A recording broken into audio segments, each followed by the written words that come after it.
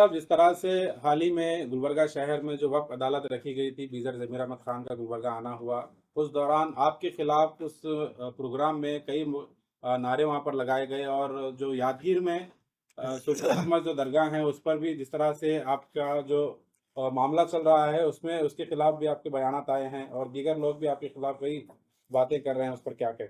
अस्सलाम वालेकुम वरहमतुल्लाहि वबरकातुहू। सबसे पहले तो मैं तमाम गुलबर्गा के सोशल मीडिया पर्सन्स और शाहपुर के ज़रिए भी जितने सोशल मीडिया पर्सन्स की तरफ से मैसेज आवाम तक पहुँचेगा, दिल की अमीर गहराइयों से ममनून व मशकूर हूँ कि आपने अपना प्लेटफ़ॉर्म दिया, ये इतने हसास मसले को अवाम के बीच में क्लियर करने के लिए। व तुइज़्ज़ु मन तशा व तुज़िल्लु मन तशा बियदिकल खैर। अल्लाह तबारक व तआला जिसे चाहे इज़्ज़त दे, जिसे चाहे ज़िल्लत दे सकता है। इज़्ज़त देना और ज़िल्लत देना अल्लाह तबारक व तआला के दायरे इख्तियार में है। अब यहाँ पर आज ये प्रेस कॉन्फ्रेंस करने का मकसद और ज़रूरत इसलिए महसूस हुई क्योंकि झूठ इस कदर बोला जा रहा है कि वो सच की शक्ल इख्तियार कर रहा है और लोगों में कहीं न कहीं एक तशवीश का माहौल है दरगाह हज़रत सूफ़ी सरमस रहमतुल्लाहि ताला अलैह के ताल्लुक़ से। दरगाह हज़रत सूफ़ी सरमस रहमतुल्लाहि ताला अलैह सरज़मीन दक्कन की पहली बड़ी सब में बड़ी बारगाह है, जहाँ पर मेरे जद्द आला सरकार सैयदना सूफ़ी सरमस रहमतुल्लाहि ताला अलैह ने आज से तकरीबन 760-65 साल पहले आप दक्कन तशरीफ़ लाए और आपने परचम इस्लाम को बुलंद फरमाया।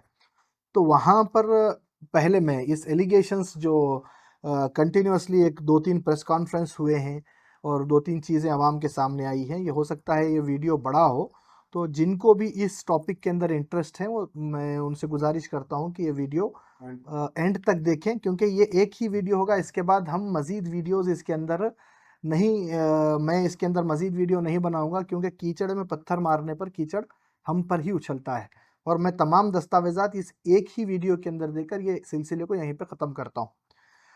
सबसे पहले 7/6/2029 यानी 7/6/2019 को एक एप्लीकेशन फाइल हुआ before the Karnataka state board of औकाफ फॉर द अपॉइंटमेंट ऑफ मुतवल्ली दरगाह हज़रत सूफ़ी सरमस रहमतुल्लाहि ताला अलैह। वहाँ पे 2 क्लेमेंट हुए। एक क्लेमेंट सैयद मोहम्मद मुजीबुद्दीन मुनव्वर सरमस साहब क़िबला मदज़िल्लहुल आली, सन ऑफ सैयद शाह मोहम्मद नजमुल हुदा सरमस साहब क़िबला मदज़िल्लहुल आली। उनके मुकाबिल में श्री सैयद असदुल्लाह सरमस साहब सन ऑफ सैयद ग़ियासुद्दीन सरमस साहब क़िबला मदज़िल्लहुल आली।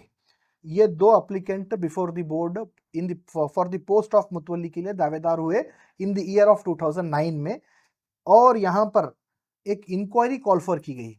आज से पहले कुछ दिन पहले एक इंटरव्यू में मौसूफ चिल्ला चिल्ला कर कह रहे थे कि इस मामले में इंक्वायरी नहीं हुई है, अब तक फेयर इंक्वायरी नहीं हुई है। ये 2019 में ही इंक्वायरी कंडक्ट हो चुकी है जिसकी ये नोटिसेस हैं, जिसमें चीफ एग्जीक्यूटिव ऑफिसर ने दोनों एप्लीकेंट्स को नोटिस दिया है। दोनों एप्लीकेंट्स को नोटिस देकर वहां पर इन्होंने बुलाकर इसके ऊपर कंप्लीट इंक्वायरी की है।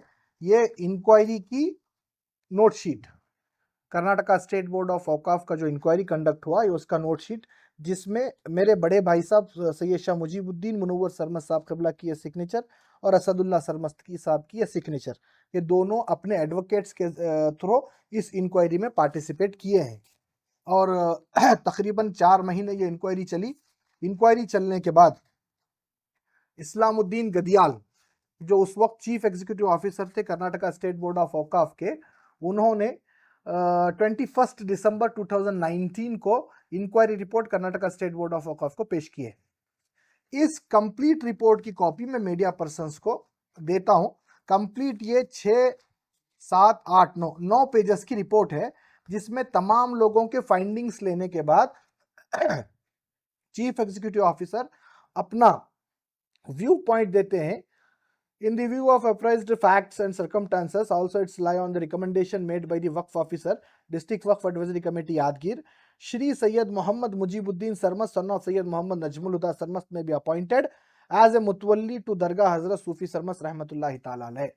वहां पर असदुल्ला सरमस साहब के एप्लीकेशन को क्या कर दिया गया, रिजेक्ट कर दिया गया और अपॉइंटमेंट ऑर्डर मेरे बड़े भाई साहब का on dated order number KSBA APT/250/YDG/2018-19 dated 17/1/2020 मेरे भाई साहब का order Karnataka state board of औकाफ से पहला ऑर्डर इशू हुआ, जिसमें मेरे भाई साहब को सैयद शाह मोहम्मद मुजीबुद्दीन सरमद साहब किबला को दरगाह हजरत सूफी सरमद रहमतुल्लाहि ताला अलैह का मुतवली अपॉइंट किया गया 2020 में 17/1/2020।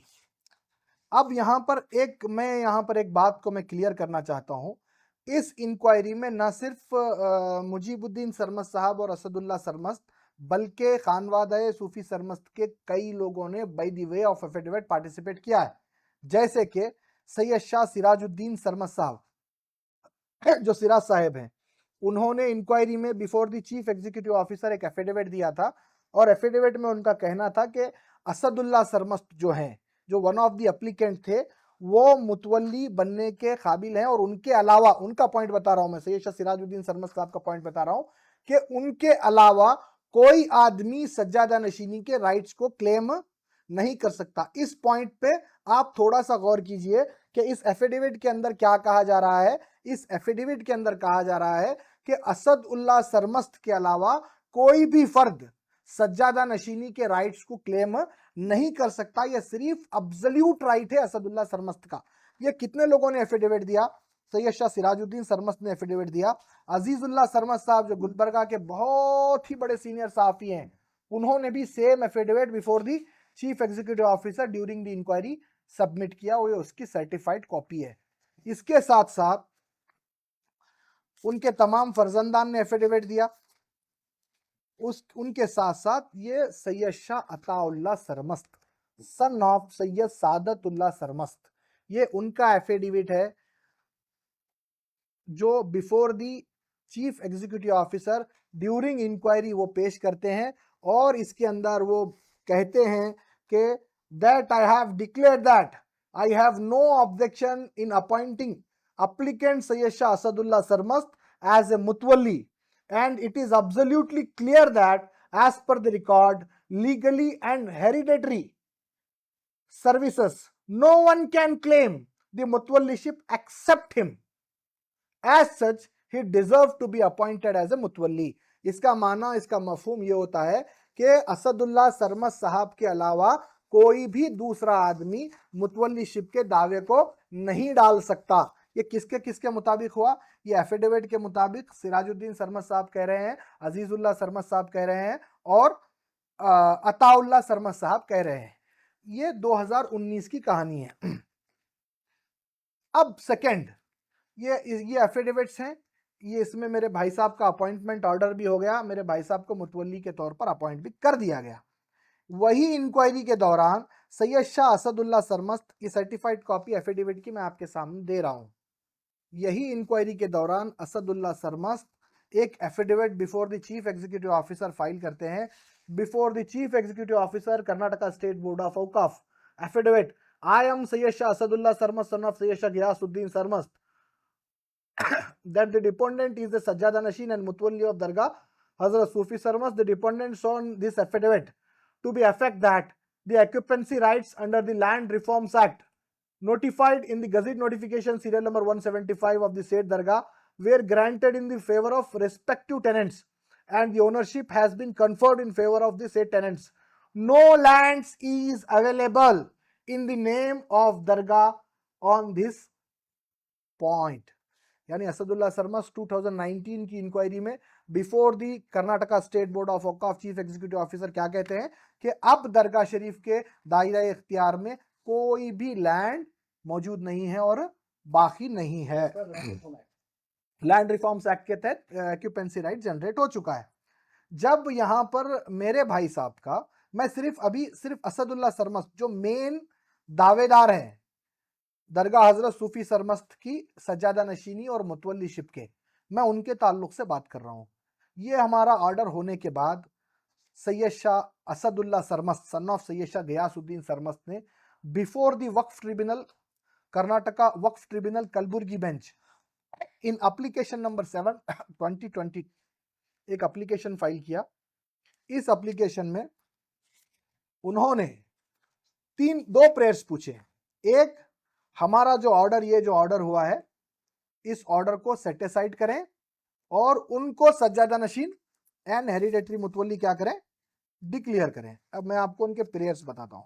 Application number 7 2020 before the court of Waqf, application Waqf tribunal की कलबुर्गी बेंच पे एप्लीकेशन नंबर 7 2020 उन्होंने फाइल किया और उसके अंदर उन्होंने प्रेयर्स क्या पूछे। पहली प्रेयर उन्होंने पूछी, set aside the imposed order number so and so, यानी मेरे भाई साहब का जो ऑर्डर हुआ था वो ऑर्डर उसको सेट असाइड करना है और declare the petitioner as a सज्जादा नशीन एंड मुतवल्ली दरगाह हजरत सूफी सरमस्त। उन्होंने बिफोर द वक्फ ट्रिब्यूनल इसको क्या किया, दावा फाइल किया। ये उसका order. The plaintiff called absent, the petitioner is dismissed for default on 24/11/2021। 24 तारीख 11वां महीना 2021 को इनका पिटिशन कर्नाटका स्टेट वक्फ ट्रिब्यूनल से क्या हो गया, डिसमिस हो गया। डिसमिस होने के बाद उन्होंने आज तक भी इस एप्लीकेशन को कहीं भी चैलेंज नहीं किया है। उसके बाद 2022 में फिर से एक मर्तबा वो chief executive officer Karnataka state board of औकाफ को एक एप्लीकेशन लिखते हैं। एक एप्लीकेशन लिखकर क्या कहते हैं कि मेरे को 1989 में एक डिग्री हुई थी। This is the letter addressed to the chief executive officer Karnataka State Board of Waqaf on dated 20th December 2022 by Syed Shah Asadullah Sarmast son of Syed Shah Giyasuddin Sarmast. इस एफिडेविट में उनका कहना यह है कि मुजीबुद्दीन सरमस्त साहब के किए गए ऑर्डर को इमीडिएट कैंसिल किया जाए और उनको सज्जादा नशीन और मुतवल्ली डिक्लेयर किया जाए एज पर, यहां पर मैं खास तौर पर इस डिग्री को बताना चाहता हूं, as per the degree passed by the Munsif Court in OS number 101 of 1989। इसके तहत उन्हें सज्जादा नशीन एंड मुतवल्ली डिक्लेयर किया जाए।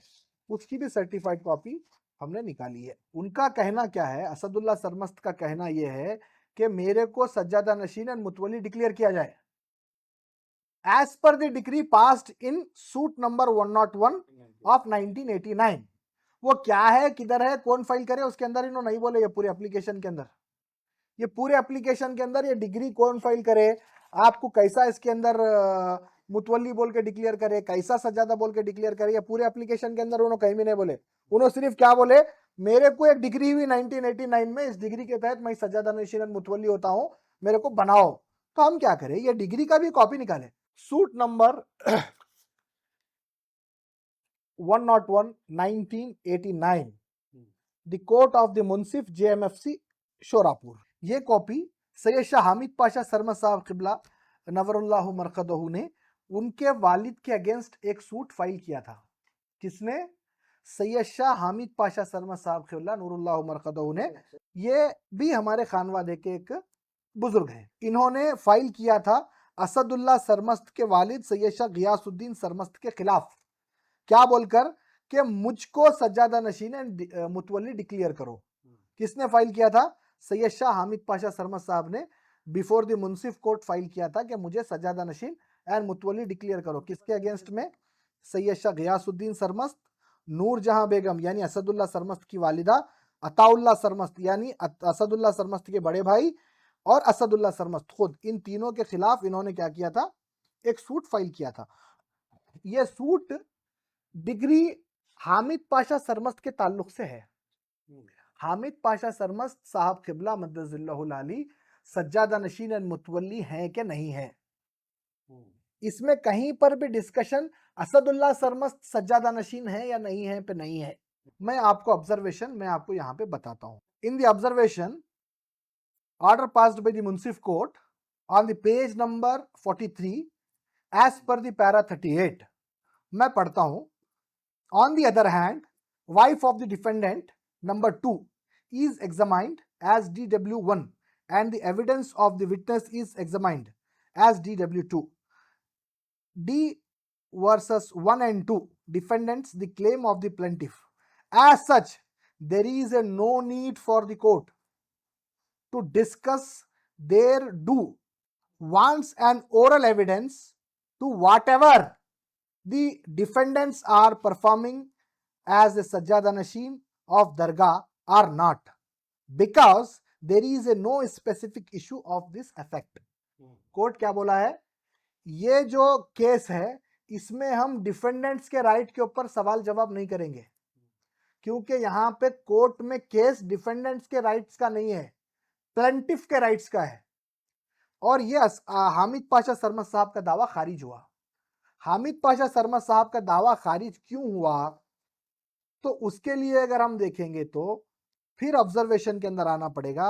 ऑब्जर्वेशन के अंदर कोर्ट क्या बोलती है, also he want to be claim of he सज्जादा नशीनी एंड मुतवल्लीशिप ऑफ द सेठ दरगाह by excluding the legal heirs of दादे पीर सरमस्त। इसके अंदर ऑनरेबल मुंसिफ कोर्ट क्या बोलता है कि ये हामिद पाशा सरमद साहब इंडिविजुअल अपने राइट्स को क्लेम कर रहे हैं। हमारे को ना असदुल्ला के क्लेम्स पे बात करना है, ना मेरे को हामिद पाशा साहब के क्लेम्स पे बात करना है। मैं अपने क्लेम्स पे बात करूंगा। मैं यहाँ पे अवाम के सामने सिर्फ ये साबित करना चाह रहा हूँ कि असदुल्ला सरमद साहब ने जो application before the Waqf board दिया था कि 101 के तहत मेरे को सज्जादा नशीनी की डिग्री हुई है, झूठ है, फाल्स है।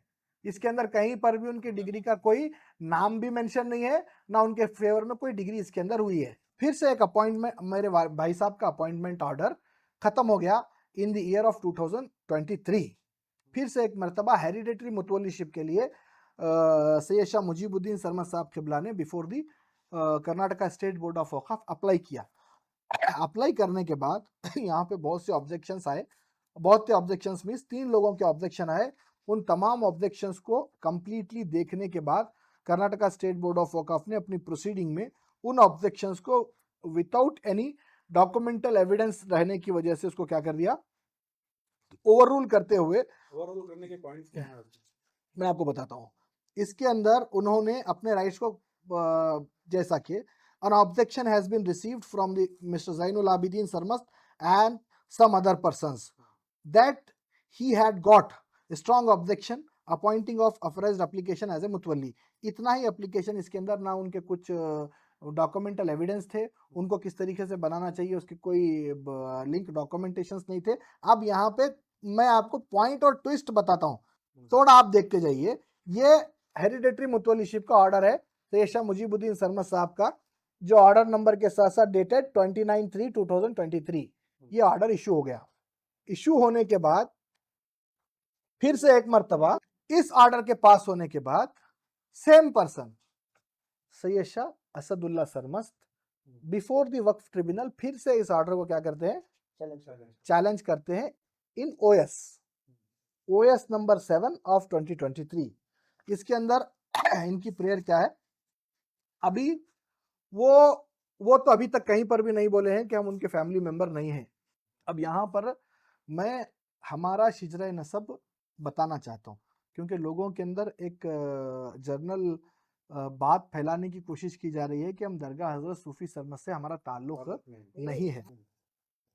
दरगाह हजरत सूफी सरमस्त में जो आराम फरमा बुजुर्ग हैं वो सरकार सैयदना सूफी सरमस्त रहमतुल्लाहि ताला अलैह, जो बलख से हिंदुस्तान को तशरीफ़ लाए, जिनका सिलसिला नसब सरकार सैयदना उमर फारूक रज़ी अल्लाह ताला अन्हु से 14 वास्तों से मिलता है। आप दक्कन को तशरीफ़ लाने के बाद आपके 4 फर्जंदान हुए। पहले फर्जंद शहाबुद्दीन सरमस्त, दूसरे फर्जंद निज़ामुद्दीन सरमस्त, तीसरे फर्जंद फरीदुद्दीन सरमस्त और चौथे फर्जंद ताजुद्दीन मुनव्वर बादशाह सरमस्त। यहाँ पर इस बात को काबिल गौर थोड़ा सा देखने की ज़रूरत है कि चौथे फर्जंद हजरत के जो हैं ताजुद्दीन मुनव्वर बादशाह सरमस्त, चौथे फर्जंद से हजरत की जानशीनी का सिलसिला चला है। पहले फर्जंद, दूसरे फर्जंद और तीसरे फर्जंद, ये तीनों फर्जंदान तबलीग दीन के लिए सरकार सूफी सरमस्त रहमतुल्लाह अलैह ने रवाना फरमाए। एक फर्जंद हजरत शहाबुद्दीन सरमस्त मानियाल शरीफ तशरीफ लाए, जहां पर आपका मज़ार मुबारक है हजरत शहाबुद्दीन सरमस्त रहमतुल्लाह ताला अलैह का, और एक अयोध्या चले गए और एक पाकपट्टन चले गए तबलीग दीन के लिए। एक फर्जंद ताजुद्दीन मुनव्वर बादशाह सरमस्त सरकार सैयदना सूफी सरमस्त के साथ रहे और उनसे सिलसिला नसब, सिलसिला जानशीनी सरकार सैयदना सूफी सरमस्त की चौथे फर्जंद से चली। वहां से लेकर शरफुद्दीन सरमस्त, शाहजहां सरमस्त, सुल्तानुद्दीन सरमस्त ओला, कुतुबुद्दीन सरमस्त, वजीउद्दीन सरमस्त ओला, कुतुबुद्दीन सरमस्त सानी, वजीउद्दीन सरमस्तानी, मुनव्वर बादशाह सरमस्तानी, मियाँ साहब सरमस्तानी, इमामुद्दीन सरमत साहब ऊला, मियाँ साहब सरमस्तानी, मियाँ साहब सरमस्त ऊला और इमामुद्दीन सरमत साहब सानी। यहाँ तक जो सज्जादा नशीनी का सिलसिला चला है ये अनडिस्प्यूटेड सिलसिला रहा है। इन द ईयर ऑफ 1985 निज़ाम हुकूमत में या निज़ाम हुकूमत तक ये सिलसिला आज से 100 साल पहले तक 100-150 साल पहले की बात अनडिस्प्यूटेड ये सिलसिला चला है। कहाँ तक? इमामुद्दीन सरमस्त तक चला है। इमामुद्दीन सरमस्त हमारे दरगाह के वाकिफ है। जो दरगाह हज़रत सूफी सरमस्त का जो महकमा मजहबी उमीर में जब जनरेशन हुआ तो उस टाइम पे इमामुद्दीन सरमस्त साहब ने उसको क्या करवाया, वक्फ करवाया। वही दरगाह हज़रत सूफी सरमस्त के वाकिफ है। उनके बाद उनके सरमस्त मियाँ साहब सरमस्त जो सज्जादा नशीन हुए 1850 के बाद, 1850 निज़ाम हुकूमत के पीरियड की बात कर रहा हूँ मैं। 1890 में हुए। इमामुद्दीन सरमस्त साहब 1890 में 1890 में मुंतखब हुए एज सज्जादा नशीन। आपके 3 फर्जंदान मियाँ साहब सरमस्त के 3 फर्जंदान, एक मुनव्वर साहब सरमस्त, एक इमामुद्दीन साहब सरमस्त, एक गुलाम महमूद सरमस्त, 3 फर्जंदान आपके रहे। अब यहाँ पर डिस्प्यूट कहाँ से शुरू हुआ वो मैं आपको यहाँ पर बता। मियाँ साहब सरमस्त 1989 तक दरगाह हज़रत सूफी सरमस्त की सज्जादा नशीनी 1890 कोई डिस्प्यूट नहीं था। मियाँ साहब सरमस्त के 3 फर्जंदान मुनव्वर साहब सरमस्त, इमामुद्दीन साहब सरमस्त और सैयद शाह गुलामुद्दीन सरमस्त। यहाँ पर मियाँ साहब सरमस्त की मौजूदगी में उनके बड़े फर्जंद मुनव्वर साहब सरमस्त का इंतकाल हो गया। यानी बाप की हयात में बेटे का क्या हो गया, बड़े फर्जंद का इंतकाल हुआ। बाय दी वर्च्यू ऑफ शरीयत मोहम्मदी मोमेडियन लॉ, मुनव्वर सरमस्त जिनका इंतकाल हुआ उनके बच्चे क्या होते हैं, महरूमुल विर्स होते हैं। ये शरीयत मोहम्मदी के उसूल व क़वाइद हैं। मायना क्या है उसका? उसका मायना यह है कि विरासत में उनका कोई हिस्सा नहीं रहेगा। अगर दादा की हयात में वालिद का इंतकाल होता है तो बच्चा पोतरा क्या हो जाता है, महरूमुल विर्स होता है। ये शरीयत मोहम्मदी के उसूल और क़वाइद हैं। अब यहाँ पर ये दस्तावेजात हैं इसके पूरे।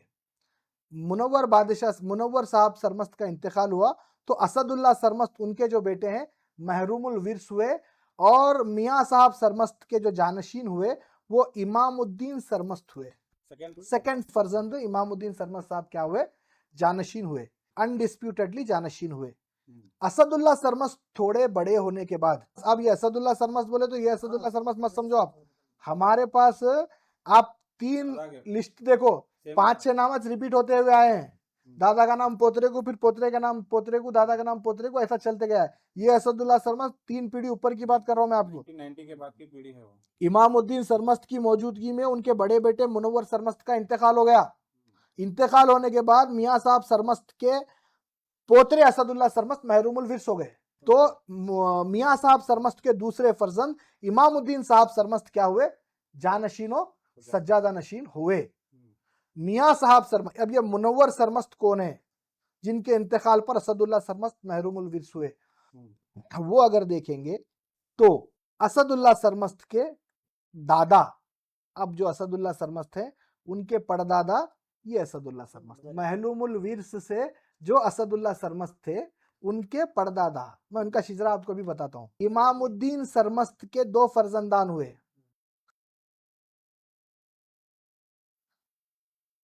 और दादे पीर सरमस्त। इमामुद्दीन सरमस्त साहब को जब जानशीनी और सज्जादा नशीनी बनाया गया तो इमामुद्दीन सरमस्त साहब के 2 फर्जंद, एक जो फर्जंद है वो हामिद पाशा सरमस्त के वालिद, उनका क्लेम, और एक जो फर्जंद है दादे पीर सरमस्त वो मेरे वालिद के दादा।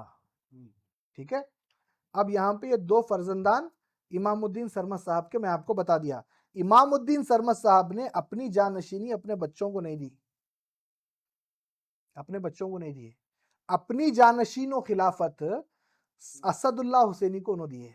अपने बाप के इंतकाल के बाद अगर तू महरूमुल विर्स हुआ है तो मेरी खिलाफत के साथ मैं तुझे जानशीनी पे क्या करता हूँ, बिठाता हूँ। महरूमुल विर्स होने के बावजूद भी इमामुद्दीन सरमद साहब क्या करे, असदुल्ला सरमद साहब को क्या करे, अपने बड़े भाई के बेटे को क्या करे, अपना जानशीन बनाकर अपनी खिलाफत दिए, अपनी खिलाफत से गद्दी पे बिठाए। गद्दी पे बिठाने के बाद ये असदुल्ला सरमद साहब की नीयत खराब होकर ये असदुल्ला सरमद क्या करे, वो जो 200 एकड़ जगह दरगाह हजरत सूफी सरमद की थी वो पूरी अपने नाम पे क्या कर लिया। निजाम हुकूमत के टाइम की बात बोल रहा हूं आपको। उसके बाद फिर से एक मरतबा मुकदमा इमामुद्दीन सरमद साहब असदुल्ला सरमद पर क्या करे, डाले। मेरे परदादा के वालिद की बात कर रहा हूं मैं। निजाम गवर्नमेंट में ये मुकदमा चलते आए हैं। ये मेरे को आपको बताने की वजह क्या है, ये जो झगड़ा चलते आ रहा है ये आजकल का नहीं है, ये 100 साल पुराना डिस्प्यूट है। जो महरूमुल विर्स हो चुके थे वो महरूमुल विर्स को हटाने का झगड़ा 100 साल से चल रहा है। महरूमुल विर्स होने के बावजूद भी जो उस ओहदे पर फाइज होकर वहां पर अपने इख्तियारात को जमाने की कोशिश कर रहे थे, वो झगड़ा मेरे परदादा से चलते हुए दादे पीर सरमद साहब तक आया। दादे पीर सरमद साहब के बाद मेरे दादा यूसुफुद्दीन सरमद साहब तक आया। यूसुफुद्दीन सरमद साहब के बाद मेरे वालिद साहब, मेरे वालिद साहब के बाद हम तक आया। और अल्हम्दुलिल्लाह आज ये 100 साल का झगड़ा खत्म होकर legally we are appointed by the Karnataka state board of औकाफ। ये तो मैं आपको शिजरे से बता दिया। ये शिजरे से बताने के बाद ये सेम शिजरा, this is the application OS number 17 filed by the Asadullah Sarmad before the Karnataka state board of औकाफ। इस एप्लीकेशन के पहले पेज पर असदुल्ला सरमद साहब ने अपना सिलसिला नसब शाया किया है।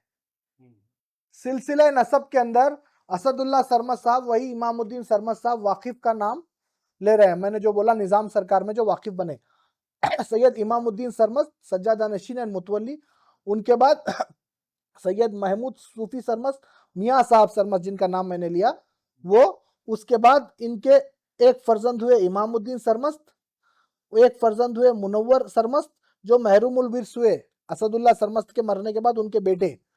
वो लिस्ट अपने ही शिजरे के अंदर असदुल्ला सरमद ने मेरे दादा का नाम सैयद यूसुफुद्दीन सरमद ब्रैकेट में grand father of the defendant number 2, it is the family tree produced by this Asadullah Sarmad before the Karnataka state board of औकाफ। ये उन्होंने क्या बोल रहे हैं, यही शिजरे से Syed Shah Yusufuddin Sarmad grand father of the defendant number 2। Defendant number 2 कौन है? मोहम्मद मुजीबुद्दीन सरमद, मेरे भाई साहब। मेरे को मेरा शिजरा नसब साबित करने की जरूरत ना कहीं पर है ना कहीं पर होगी, बट जो अवाम के बीच में जो माहौल पैदा करने की कोशिश की जा रही है, मैं यहाँ पर तमाम दस्तावेजात के साथ आपके साथ बात कर रहा हूँ। ये खत्म हुआ, ये एप्लीकेशन नंबर 17/2024 जिसमें मेरे भाई साहब के हेरिडेटरी ऑर्डर को चैलेंज किया गया था, वो कर्नाटका स्टेट बोर्ड ऑफ औकाफ ने on dated 10th day of January 2024 1 जनवरी 2024 को क्या कर दिया, रिजेक्ट कर दिया, डिसमिस कर दिया। डिसमिस करके बोला कि आपका जो दावा है वो काबिले समात नहीं है। उसके बाद ये मौसूफ असदुल्ला सरमद को निकाह इतना सब उनके खिलाफ करके, उनकी मुतवल्ली शिफ के खिलाफ इतना आगे तक मामले को लाके उनको रिजेक्ट करवा के इतना सब करने की जरूरत इसलिए महसूस हुई। हम ये सब चीजें नहीं बताते थे, लेकिन आज मजबूरी है, आपके सामने बताना पड़ रहा है। ये शख्स जिसके साथ आज गुलबर्गा की एक अहले सुन्नत ऑर्गेनाइजेशन में सरगर्म कारकुन का किरदार निभाने वाले एक शख्स का हाथ है, उसका पंजा है। वो शख्स समझ रहा है कि पीछे खड़े होकर अगर वो काम करेंगे तो वो बहुत कुछ कर सकते हैं, वो आगे आ भी नहीं सकते। हाथ पंजा, हाथ बोले तो पंजा इसको बोलते हैं, हाथ और पंजा। जो समझने वाले हैं समझ गए। मैं खुल के इसलिए नहीं बोल रहा, वो शख्स खुल के सामने नहीं आया और वो शख्स खुल के सामने भी नहीं आ सकता, क्योंकि वो शख्स अहले सुन्नत की बहुत बड़ी ऑर्गेनाइजेशन का बहुत सरगर्म रुकन है।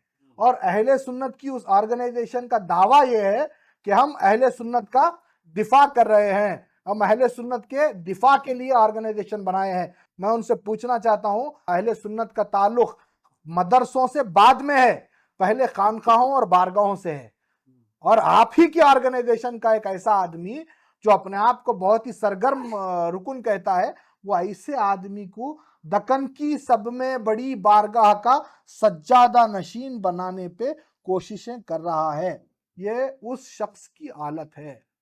क्या है वो फोटो में, तस्वीर में क्या नजर आ रहा है? तस्वीर में शराब पीते हुए मौसूफ बैठे हुए हैं। ये बहुत पुरानी है, ये मैं आपको 2 दिन पहले की वीडियो आपके सामने मैं प्ले कर रहा हूं। एक होता है शराबी, एक होता है अलल एलान शराब पीने वाला। ये शख्स अलल एलान शराब पीने वाला आदमी है, और इसको क्या दरगाह हजरत सूफी सरमस्त इतनी बड़ी बारगाह की मसनद पे बिठाया जा सकता है? न सिर्फ शराब की आदत है, बल्कि इस शख्स को 2021 में पुलिस ने रेड कर कर रंगे हाथों जुआ खेलते हुए पकड़ा है। ये उसका एफआईआर और उसकी चार्जशीट का कॉपी है। Crime number 62 of 2022 under section 82 of the CrPC, gambling. Asad Baba तंदे गयासुद्दीन सरमस्त, वयस 35 वर्ष, जाति मुस्लिम, बिजनेस कूली कामगाररू। ये मौसूफ इस तरीके की हरकतों के अंदर मुलविस हैं। अब अहले सुन्नत के गुलबर्गा के जिम्मेदारान इस बात का नोट लें, क्या ऐसे आदमी को दरगाह हजरत सूफी सरमस्त की सज्जादा नशीनी पर और मुतवल्लिशिप पर फाइज किया जा सकता है क्या? और इन ऑर्गेनाइजेशंस के जरिए ऐसे आदमियों को चंदा देने वाले जरूर एक मर्तबा तहकीक कर लें कि आपके चंदे की, क्या आपके पैसों की मदरसे कायम करने के नाम पर या फिर स्कूल चलाने के नाम पर इस तरीके के जुआरियों और शराबियों को मसनद पर बिठाने के लिए लीगल एड के अंदर कहीं इसका इस्तेमाल तो नहीं किया जा रहा है। मैं इस ऑर्गेनाइजेशन के जिम्मेदारान से भी दिल की अमीर गहराइयों से गुजारिश करता हूं कि ऐसी हरकतों की वजह से आपकी ऑर्गेनाइजेशन का नाम पूरी तरीके से खराब हो रहा है, और आपके ऑर्गेनाइजेशन का जो कॉन्सेप्ट है, जो एम है, जो मेन जो उसका थीम है तहफ़्फ़ुज़ अहले सुन्नत का, उसके ऊपर बहुत बड़ा सवालिया निशान। नाम तो नहीं बता रहे, वजह क्या है? आप इतने सालों के बाद जो मसला आपका चल रहा है उसमें इनका इन्वॉल्वमेंट होना, इस तरह से उनका सपोर्ट करना, मैं इशारतन उनको अपनी जबान बता चुका हूं। अगर वो खुल के सामने आते हैं तो मैं खुल के उनके खिलाफ इंशाअल्लाह बयान दूंगा। उन्होंने सिर्फ कहाँ इस्तेमाल हो रहे हैं? जो लोगों को हमसे बुग़्ज़ है, पर्टिकुलरली मुझसे बुग़्ज़ है, वो लोग डमरू बजा रहे हैं, उन्होंने नाचते जा रहे हैं। ठीक है, अभी ये खत्म हो गया ये चैप्टर। असदुल्ला सरमस्त की कहानी आपको समझ में आ गई। अब यहां पर ट्विस्ट देखिए। हमारा ऑर्डर हुआ 2019 में, तो उसके खिलाफ पहला एफिडेविट कौन दिए थे? जाकिर सरमद साहब दिए थे, अताउल्लाह सरमद साहब एफिडेविट दिए थे, जो परसों एक प्रेस कॉन्फ्रेंस करके क्या बोले, बहुत इल्जामात उन्होंने हमारे ऊपर लगाए। उन्होंने वो इंक्वायरी के अंदर एक एफिडेविट देके क्या बोले थे कि असदुल्ला सरमस्त के अलावा कोई भी सज्जादा नशीनी के दावे को क्या कर सकता है, नहीं फाइल कर सकता है। ये एब्सोल्यूट राइट है असदुल्ला सरमस्त साहब का। हमारा ऑर्डर होने के बाद कंटिन्यूअसली असदुल्ला सरमस्त साहब के लिटिगेशन चलते रहे, उनके साथ साथ जाकिर सरमद साहब, अताउल्लाह सरमस्त के लिटिगेशंस भी चलते रहे। उन्होंने पहली कंप्लेंट 2020 में एसपी यादगीर को की। उसमें उन्होंने ये कहा कि दरगाह हजरत सूफी सरमस्त के मुतवल्ली साहब ने वायलेशन किया है लॉकडाउन का, और वायलेशन कर कर उन्होंने लॉकडाउन को क्या किया है, पामाल किया है। वहाँ पर इंक्वायरी कंडक्ट हुआ। इंक्वायरी कंडक्ट होने के बाद तहसीलदार साहब का ये ऑर्डर सामने आया, जिसमें दरगाह हजरत सूफी सरमस्त ने लॉकडाउन में उर्स के तमाम मरासिमात को ख़त्म करते हुए, कैंसिल करते हुए, तहसीलदार साहब से स्पेशल परमिशन लेके 20 लोगों की मौजूदगी में सीपीआई की निगरानी में उर्स शरीफ को कंडक्ट किया था। यहाँ पर इन्हें हिम्बरगा पुलिस स्टेशन से दे दिया गया। ये बार बार कह रहे हैं कि हमारे लिए इंक्वायरी नहीं हुई, इंक्वायरी नहीं हुई। उन्होंने सेम कंप्लेंट 2021 में before the chief executive officer file की थी, और उन्होंने कहा था कि मुतवल्ली ने कब्रस्तान की ज़मीन पे कॉम्प्लेक्स बनाया है, दुकानें बनाई हैं और जगह कब्जा की है। ये तमाम कंप्लेंट्स के ऊपर यूसुफ साहब, जो एक प्राइवेट चैनल पर जिन्होंने 2 दिन पहले एक इंटरव्यू दिया, इंटरव्यू देके ये कह रहे हैं कि यूसुफ साहब ने एक इंक्वायरी कंडक्ट की थी जिसमें कहा गया कि अताउल्लाह सरमस्त इज ट्रू, मैं वही इंक्वायरी रिपोर्ट का सर्टिफाइड कॉपी आपके सामने पेश कर रहा कहाँ हूँ। से आई है कॉपी, कहाँ ये certified copy chief executive officer Karnataka state board of Auqaf ने इशू किया है। इस इंक्वायरी रिपोर्ट में मेरे को एक जगह बता दीजिए कि अताउल्ला सरमस्त इस ट्रू का लफ्ज इस्तेमाल किया गया। यहाँ पर ये जो रिपोर्ट के बारे में आप ताल्लुक से बात कर रहे हैं, यहाँ पर आपके ऊपर ये इल्ज़ाम लगाया जा रहा है कि आप वक्फ बोर्ड में आपकी काफ़ी सारी पहचान है, आप वक्फ चेयरमैन है गुलबर्गा के, आप अपने तलुकात इस्तेमाल करके इस तरह से फैसले वहाँ पर एसपी ने इंडोर्समेंट दिया है। यहाँ पर किसकी पहचान है? कर्नाटका स्टेट वक्फ ट्रिब्यूनल ने 3 एप्लीकेशन को रिजेक्ट किया है। यहाँ पर किसकी पहचान है? आगे कौन से कोर्टों के अंदर क्या क्या क्लेम रिजेक्ट हुए मैं बताता हूँ। वहाँ पर किसका इन्फ्लुएंस है आप मुझे बताइए। इस रिपोर्ट के अंदर कहा गया है, further it is submitted to the state during my visit on the date of 6/3/2021 it is found that dargah is under the management of present mutwalli Janab Sayyid Mujibuddin Sarmast and is found clean condition. Regularly the duties are visiting the said dargah. During our visit we found other community peoples, those are residing of surrounding villages. They explained that their feeling and says that the present mutwalli is and very well gentleman. Under his mutwalliship lot of development work has been done. ये report Yusuf साहब के period में Karnataka state board of Auqaf को CO के direction पर वक्फ officer ने क्या की थी, भेजी थी। जिसके इंक्वायरी के बाद इस इंक्वायरी में अताउल्ला सरमस्त साहब भी दरगाह शरीफ के प्रमाइसस के अंदर मौजूद थे। इस इंक्वायरी में सैयद शाह मुजीबुद्दीन सरमस्त साहब भी मौजूद थे। यहाँ पर देखिए, it is submitted that as per the direction of Honorable so and so Dargah Sufi Sarmast during inquiry before us Sayyid Ataullah Sarmast, Sayyid Mujibuddin Sarmast and duties, ये लोग इसके अंदर मौजूद थे। इनके प्रेजेंस में इंक्वायरी कहीं भी नहीं है, ये उनका इंडोर्समेंट है। ये इंडोर्समेंट में क्या कहा जा रहा है? As per your complaint cited reference number 1 the waqf officer has submitted the final report factual report by the inspecting the spot where you have also present the copy of the same is enclosed based on the report your complaint has disposed of. यानी देखिए आप इस तरह से बता रहे हैं कि कहीं भी मेंशन नहीं है। अगर वो कहीं फिर से अगर ये दावा करें, मैं मेरी चेयरमैनशिप और मेरे भाई साहब अपनी मुतवल्लीशिप छोड़ देंगे अगर वो बताएंगे तो। सेकेंडली ये कंप्लेंट्स वो कंटिन्यूसली करते गए। उसके बाद अब यहाँ पर इंटरेस्टिंग फैक्ट मैं आपको बताता हूँ। उसके बाद अताउल्ला सरमस्त साहब ने एक complaint before the court file किया, प्राइवेट कंप्लेंट फाइल करके वो क्या कहते हैं, जो केस बी फाइनल हुआ सैयद अताउल्ला सरमस्त तंदे सैयद शाह सादतुल्ला सरमस्त सज्जादा नशीन बिफोर द कोर्ट अपने आप को क्या प्रोड्यूस कर रहे हैं? वो सज्जादा नशीन। 2019 में उन्होंने क्या किया था? सज्जादा नशीन कौन है? असदुल्ला सरमस्त हैं। 2021 में इमीडिएटली सज्जादा नशीन को, 22 में इमीडिएटली सज्जादा नशीन कौन हो गए? अताउल्ला सरमस्त साहब खुद सज्जादा नशीन हो गए। ये केस में बी फाइनल रिपोर्ट हुई, बी फाइनल फाइल किया गया। इस केस को ऑनरेबल कोर्ट ने, शाहपुर कोर्ट ने क्या कर दिया? डिसमिस कर दिया। यहाँ किसका इन्फ्लुएंस है? ये बोल सकते हैं बोर्ड में इन्फ्लुएंस है, कोर्ट में इन्फ्लुएंस है। अगर ये बोलेंगे तो कंटेम्प्ट ऑफ कोर्ट होगा। इस केस के अंदर हमने वकील तक नहीं रखा है, तो इस केस के अंदर बी फाइनल फाइल हुआ और ये केस क्या हो गया? रिजेक्ट हो गया। उसके बाद वो एक चीज कंटिन्यूसली बोल रहे हैं, सर्वे नंबर 191/9 नजमुल हुदा सरमस्त साहब ने परचेज किया। This is the mutation copy, this is the present ROR of survey number 191/9 दरगाह हजरत सूफी Sarmast 26 guntas. This is the letter issued by the chief executive officer, वही चीफ एग्जीक्यूटिव ऑफिसर जिनका नाम वो बार बार ले रहे हैं, यूसुफ साहब। यूसुफ साहब ने इस लेटर के अंदर अप्रिशिएट किया है मुतवल्ली एंड फैमिली ऑफ मुतवल्ली को कि आपने बहुत ही सराहनीय काम किया है।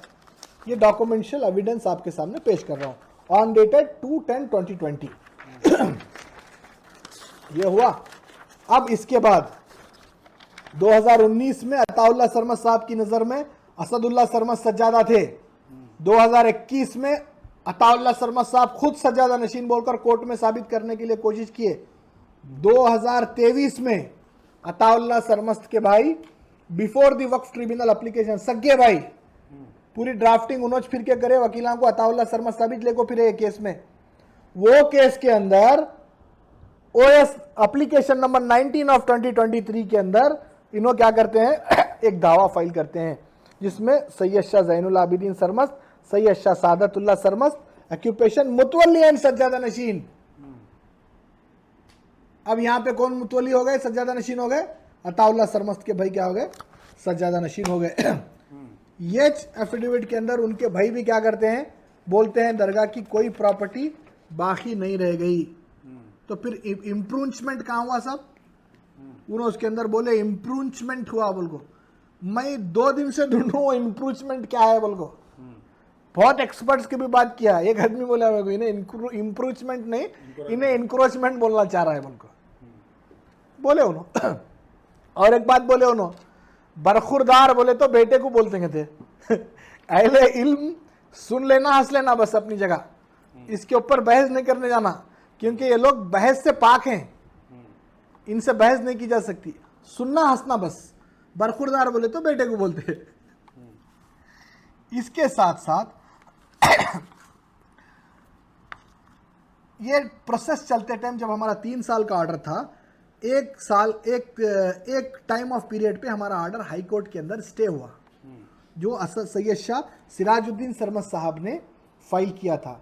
During the stay Karnataka state board of औकाफ ने हमको बाज़ाब्ता तौर पर यह ऑर्डर दिया था कि एज ए सज्जादा नशीन आप रिलीजियस क्या करना है, एक्टिविटीज़ को करना है।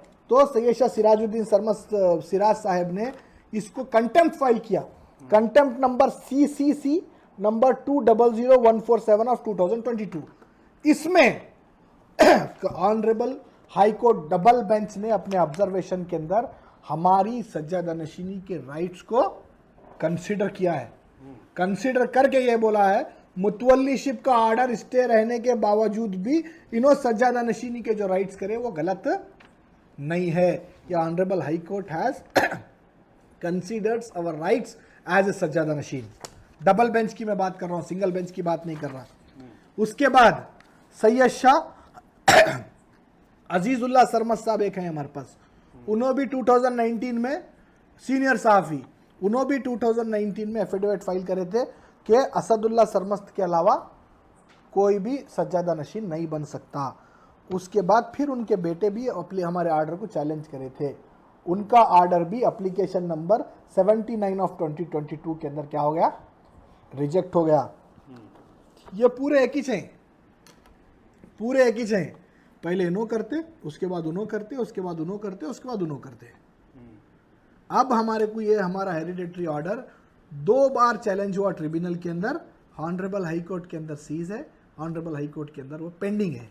मैं यहाँ पर गुजारिश करता हूँ गुलबर्गा, यादगीर और अतराफ अकनाफ के ज़िलों की आवाम से कि इस तरीके से जो नाम ख़राब करने की और चंचल चालें करने की जो कोशिश की जा रही है, इस पर ध्यान मत दीजिए। लीगली फ़ाइट पूरे फोरम्स के ऊपर हम लड़े हैं और अल्हम्दुलिल्लाह जीते हैं। जीत कर अल्हम्दुलिल्लाह तमाम दस्तावेज़ात यहाँ पर मौजूद हैं। अगर किसी भी भाई को ये दस्तावेज़ात देखने हैं तो 9611185564 पर मुझसे कांटेक्ट करके व्हाट्सएप के ज़रिए भी ले सकते हैं, या फिर आप आकर मेरे पास से कॉपी भी इसकी क्या कर सकते हैं, ले सकते हैं। रही बात इन लोगों के क्लेम की कि यहाँ पर पेंडिंग है, वहाँ पर पेंडिंग है, इन्हों औलाद से नहीं आते, हमारे दादा मुतवल्ली थे, हमारे बाबा मुतवल्ली थे, फर्जरी डॉक्यूमेंट्स की भी एक बात है, फर्जरी डॉक्यूमेंट्स हैं बोलकर, ये वही डॉक्यूमेंट्स की बात कर रहे हैं जिसके बेसिस पर असदुल्लाह सरमस्त ने अपनी सज्जादा नशीनी के राइट्स को कोर्ट में क्या किया है, क्लेम किया है। वही डॉक्यूमेंट्स हैं, डॉक्यूमेंट्स हमारे नहीं है, वो document issued by the Karnataka state board of औकाफ, और वही डॉक्यूमेंट हम बिफोर द कोर्ट सबमिट करने के बाद अताउल्लाह सरमस्त के भाई और उनके वकील एनओसी दिए हैं कोर्ट के अंदर उन डॉक्यूमेंट्स के ऊपर कि हमें इस पर कोई ऑब्जेक्शन नहीं है। जब आपको ऑब्जेक्शन था तो आप बिफोर दी जुडिशियल पैनल आप कोर्ट के अंदर उसको बोलना था। आप कोर्ट के अंदर इसको नहीं बोल के पब्लिक में आके मीडिया ट्रायल कर रहे हैं। आप इसके बाद भी एक 10 वीडियो बनाएंगे, मेरे को उसके ऊपर जाना नहीं है। मैं तमाम हक़ाइक़, तमाम डिटेल्स अवाम के सामने इन दस्तावेज़ात की बुनियाद पर रख चुका हूँ। और एक शिजरा बताया उन्होंने, शिजरा बता के क्या, खिलाफतनामा बताए, खिलाफतनामा बता के फसीउद्दीन सरमद साहब के बरखुरदार को खिलाफत, फसीउद्दीन सरमद साहब ने मेरे वालिद साहब को खिलाफत दी है। और फसीउद्दीन सरमस्त और यूसुफुद्दीन सरमस्त जो मेरे दादा हैं वो सगे भाई हैं। मेरे दादा यूसुफुद्दीन सरमस्त हैं और मेरे वालिद की परवरिश फसीउद्दीन सरमस्त साहब क़िबला ने की है, जो एक दूसरे के सगे भाई हैं। जिस किताब का हवाला आपने दिया है ना, उसी किताब की कंप्लीट आपने लोगों के सामने नहीं बताया। उसी किताब के पेज नंबर 100 एंड 100 पर ये बाज़ाब्ता लिखा हुआ है आपने। फसीउद्दीन सरमस्त ज़ोजा सैयद शाह, ज़ोजा सैयदा हाफिज़ा बेगम बिन्त सैयद चंदा हुसैनी सज्जादा नशीन गुलशरम शरीफ ने आप अपने बिरादर मोहतरम सैयद यूसुफुद्दीन सरमस्त के फर्जंद अकबर को सर मस्तूर गोद लेकर तालीम और तरबियत से आरास्ता किया। एजुकेशन के लिए उन्होंने क्या किया, इनकी परवरिश फरमाई, परवरिश करके इनको एजुकेशन दिलाया। किससे? सगे भाई से। मैं मेरे सगे भाई का बेटा मेरे गोद में डाल लिया तो मेरे खानदान से खारिज हुआ क्या? उन्हें गोद डाल लिए, गोद डाल लिए, गोद डाल लिए। गोद किससे डाल लिए? अपने सगे बड़े भाई से डाल लिए। बड़े भाई का भी वोच खानदान, छोटे भाई का भी वोच खानदान। कितना बोल के गुमराह करेंगे, कितना बोल के लोगों को मिसगाइड करेंगे। ये खानवादा है सरकार सैयदना सूफी सरमस्त दक्कन का सब में कदीम खानवादा है, जिसके सज्जादे के बाजू बैठने को लोग क्या है मालूम, एहतराम समझते थे, फखर समझते थे। ये चिंदी चोरों ने हालत इतनी गंदी करके रखी थी कि इस मसनद पे बैठे हुए सज्जादा नशीन को कोई अपने बाजू बिठाना गवारा नहीं कर रहा था। ये हालत हो गई थी। आज वो विकार, वो रुतबा, वो मर्तबा फिर से बहाल हो रहा है। उसकी वजह से कई लोगों को इसमें प्रॉब्लम्स है। और जिस शख्स का मैं जिक्र किया, उस शख्स का जिसका हाथ है, जिसका पंजा है बोलकर बोला, उनके कई बिरादरी की प्रॉपर्टीज, दरगाह हजरत सूफी सरमस्त के नाम की प्रॉपर्टीज उनकी बिरादरी के नाम पर है, उनके फैमिली मेंबर्स के नाम पर है। बोलना हम अब ये सब चीजें खुल के, जितनी भी मस्जिदों पे कब्जा है, being a chairman district Waqf advisory committee बोल रहा हूं, जिसने भी जिन मस्जिदों पे कब्जा किया है, बराह रास्त मेरे पास आइए, डंके की चोट पे खड़े रहकर वो कब्जा छुड़ाने का काम करूंगा। और ये जो धमका रहे, मारते हैं, कत्ल करते हैं, कितने कत्ल करे, इंक्वायरी इंशाल्लाह होंगी। कितने कत्ल किए, पर्सनली जाके होम मिनिस्टर से मिलूंगा, मिलकर रिप्रेजेंटेशन दूंगा कि कौन कितने कत्ल किया है, उसकी तहकीकात होनी चाहिए। और ये जो एपिसोड परसों किया गया, जितने भी उलमाए इकराम अहले सुन्नत वल जमात के, चाहे वो जामिया अशरफ मुबारकपुर के हो, क्या वो बरेली शरीफ के हो, गुलबर्गा जब भी आएंगे उनसे मैं खुद सवाल करूंगा कि ऐसे शराबी, ऐसे जुआरी का साथ देने वालों पर शरीयत का क्या हुक्म है। हम भी आकर प्रोग्राम में सवाल करेंगे इंशाअल्लाह। ये तमाम क्लैरिफिकेशन आपके पास देने के बाद, अगर इसके बावजूद भी किसी को कुछ पूछना है तो बराह रास्त आ सकते हैं, बराह रास्त मिल सकते हैं, बराह रास्त पूछ सकते हैं। इसके बाद इस टॉपिक पर मेरी कोई दूसरी प्रेस कॉन्फ्रेंस इंशाअल्लाह नहीं होगी। अस्सलाम वालेकुम रहमतुल्लाहि व बरकातुहू।